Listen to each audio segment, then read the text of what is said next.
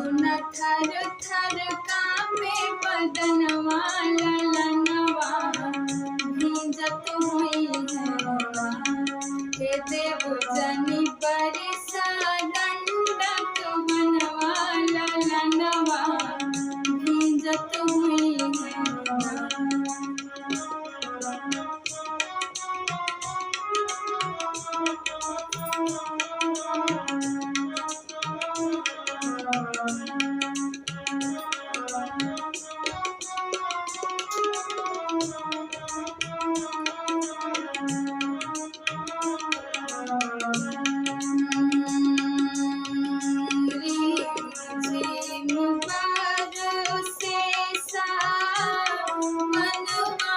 के पनिया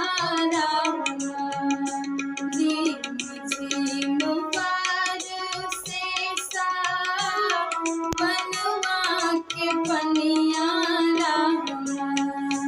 महल के रानी भैली अब त जोगनिया